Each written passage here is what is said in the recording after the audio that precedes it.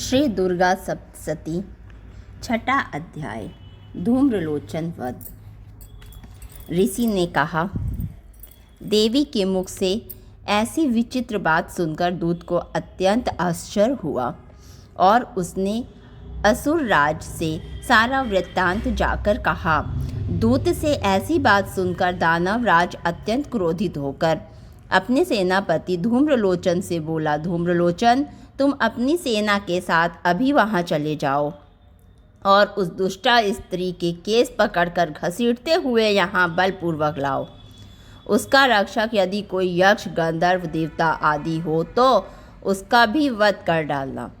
तब ऋषि ने कहा, धूम्रलोचन अपने स्वामी का आदेश मिलते ही 60,000 दानवों के साथ लेकर उसी क्षण चल पड़ा। पर्वत के निकट पहुँचते ही उसने हिमालय वासिनी देवी को देखा और आज्ञा के स्वर के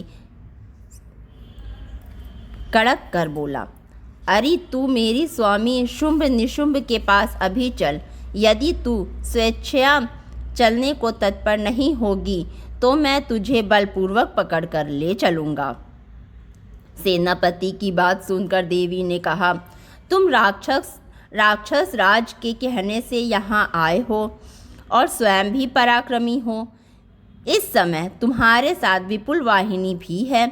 ऐसी अवस्था में यदि तुम मुझे बलपूर्वक भी ले चलोगे तो मैं तुम्हारा कुछ भी नहीं बिगाड़ सकती।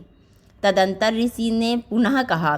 देवी का नकारात्मक उत्तर सुनकर धूम्रलोचन वेगपूर्वक देवी की ओर दौड़ पड़ा। तब देवी ने होम शब्द का उच्चारण करके उसे वहीं ढेर कर दिया। फिर तो वह विशाल सेना एक बार ही देवी पर टूट पड़ी। तत्पश्चात दानवी सेना के साथ अंबिका का तीक्ष्ण वाणों, शक्तियों तथा फरसों का युद्ध चलने लगा। इतना देखकर देवी वाहन क्रोध सिंह भी अपने आयालों को फटकारता हुआ राक्षसी सेना में घुस पड़ा। सिंह ने कुछेक को पंजों की खरोच से, कितनों को जबड़ों से तथा कितनों को धराशायी करके दाढ़ों के प्रहार से मार डाला। उस सिंह ने कितने ही राक्षसों का पेट अपने नाखूनों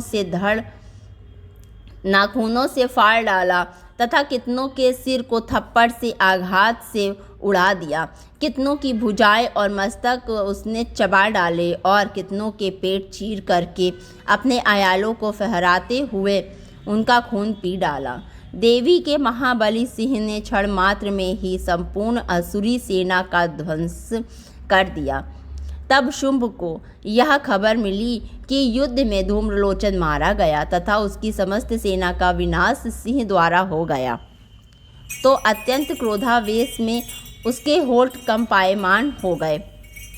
उसने चंडमुंड नामक 2 महाबलशाली दानवों को आदेश दिया, हे चंडमुंड, तुम अपनी असंख्य सेना के साथ अभी वहाँ उसे बांध लो और उसे घसीटते हुए मेरे पास लाओ।